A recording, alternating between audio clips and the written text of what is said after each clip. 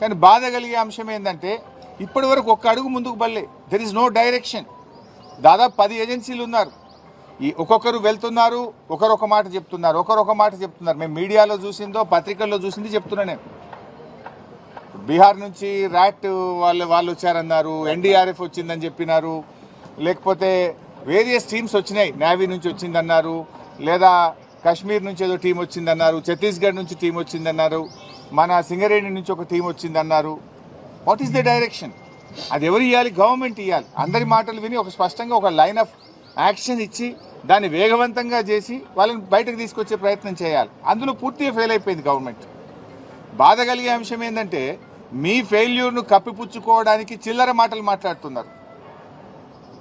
మేము రాజకీయాలు చేయకుండా సంయమనంగా గంభీరంగా వాళ్ళ ప్రాణాలు కాపాడాలని బీఆర్ఎస్ సహకరిస్తూ ఉంటే ఉత్తమ్ కుమార్ రెడ్డి గారు టనల్ దగ్గర కూర్చొని ప్రమాదం జరిగిన సంఘటన దగ్గర నుండి బీఆర్ఎస్ మీద బురద జల్లే ప్రయత్నం, ఢిల్లీలో కూర్చొని రేవంత్ రెడ్డి ఎస్ఎల్బీసీ సొరంగంలో బీఆర్ఎస్ మీద బురద జల్లే ప్రయత్నం చేస్తుంటాడు.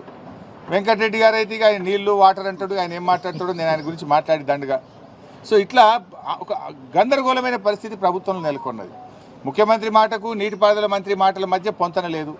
మీరు బీఆర్ఎస్ని విమర్శించడానికి ఇది సమయమా? అసలు బీఆర్ఎస్ని విమర్శించే నైతిక హక్కు మీకుందా? అంటే తమ తప్పును కప్పిపుచ్చుకోవడానికి ఇతరుల మీద నెపన్నెట్టే ప్రయత్నం చేస్తున్నారు. సో ఈరోజు మా మహబూబ్ నగర్ మరియు నల్గొండ జిల్లా మాజీ మంత్రివర్యులు, మాజీ శాసనసభ్యులు, శాసన మండలి సభ్యులు, పార్టీ సీనియర్ నాయకులు అందరం కలిసి అక్కడికి వెళ్ళి మరి ఎవరైతే బాధిత కుటుంబాలు ఉన్నాయో వారికి ఓదార్చడానికి, వారికి ధైర్యం చెప్పడానికి, మరి ప్రభుత్వ సహాయక చర్యలు నిజంగా ఎలా జరుగుతున్నాయో కరెక్ట్గా చేస్తున్నారా లేదా, మాకుండే అనుభవాన్ని, మాకుండేటువంటి ఆలోచనలు కూడా వీలైతే త్వరితగతిన వేగవంతంగా సహాయక చర్యలు జరపడానికి మా యొక్క సూచనలు కూడా అందించాలనే ఉద్దేశంతో బీఆర్ఎస్ పార్టీ బృందం మేము అక్కడ బయలుదేరి వెళ్తున్నాం. అంటే ప్రమాదం జరగడం దురదృష్టకరం. సరే, అది ఎలా జరిగింది, దాంట్లో ప్రభుత్వ వైఫల్యం ఉందా, తొందరపాటు ఉందా, జియాలజికల్ సర్వే ఆఫ్ ఇండియా అనుమతి ఇచ్చిందా లేదా, అనుమతిస్తే ఏం జాగ్రత్తలు చెప్పింది, ఆ జాగ్రత్తలు వీళ్ళు పాటించారా లేదా, అవన్నీ విషయాలు బయటకు రావాలి.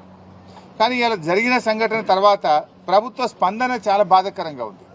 ముఖ్యమంత్రి ఏమో హెలికాప్టర్ వేసుకొని ఆయన ఎన్నికల ప్రచారానికి పోతున్నాడు.